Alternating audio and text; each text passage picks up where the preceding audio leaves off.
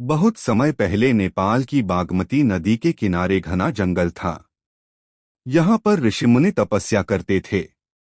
इसी जंगल में एक दिन भगवान शिव और माता पार्वती भ्रमण के लिए आए। वे मनुष्य रूप में थे और प्रकृति की सुंदरता का आनंद ले रहे थे।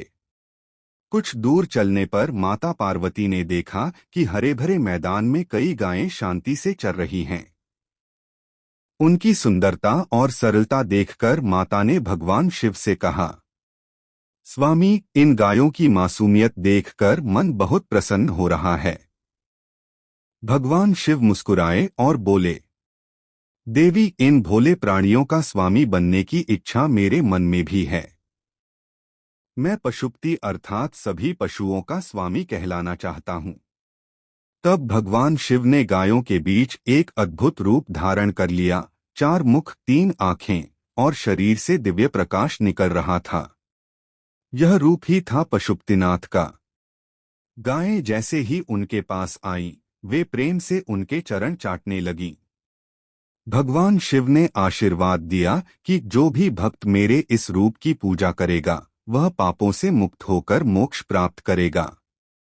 बाद में ऋषियों ने भगवान शिव के इसी रूप की पूजा के लिए बागमती किनारे एक विशाल लिंग स्थापित किया।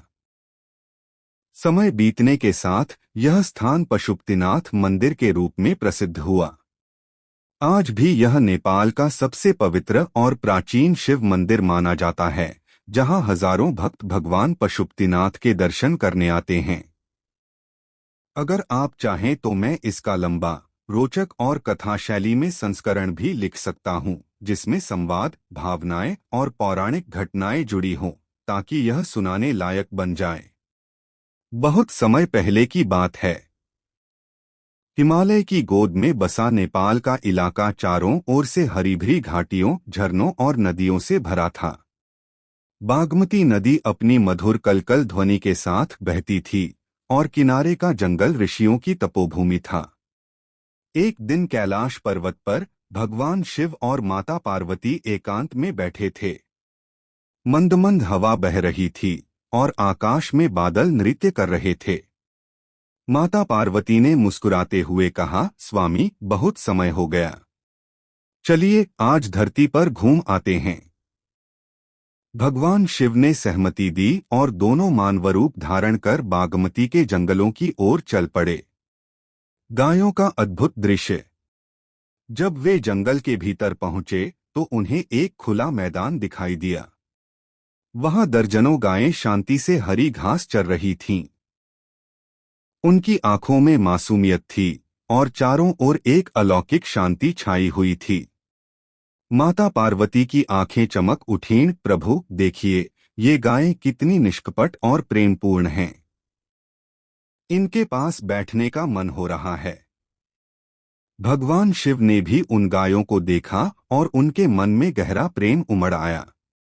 देवी, इन भोले प्राणियों में मुझे अपना ही रूप दिखाई दे रहा है। मेरा मन चाहता है कि मैं इनका स्वामी बनूं, सभी पशुओं का पिता, इनका रक्षक, पशुपति का जन्म। यह कहते ही भगवान शिव ने अपना दिव्य रूप धारण कर लिया। उनके 5 मुख थे, जो 4 दिशाओं और ऊपर की ओर देख रहे थे। हर मुख पर 3-3 नेत्र थे, जिनसे प्रकाश की किरणें निकल रही थीं। गले में सर्प लिपटा था और जटाओं से गंगा प्रवाहित हो रही थी। गायों ने उन्हें देखा और बिना किसी भय के उनके पास आ गईं। वे उनके चरण चाटने लगीं और कुछ उनके चारों ओर नृत्य करने लगीं। तब आकाशवाणी हुई, यह हैं भगवान पशुपतिनाथ, सभी जीवों के स्वामी और रक्षक। ऋषियों की भक्ति। उस समय पास ही कुछ ऋषि तपस्या कर रहे थे। उन्होंने इस दिव्य रूप के दर्शन किए और आह्लादित होकर भूमि पर गिर पड़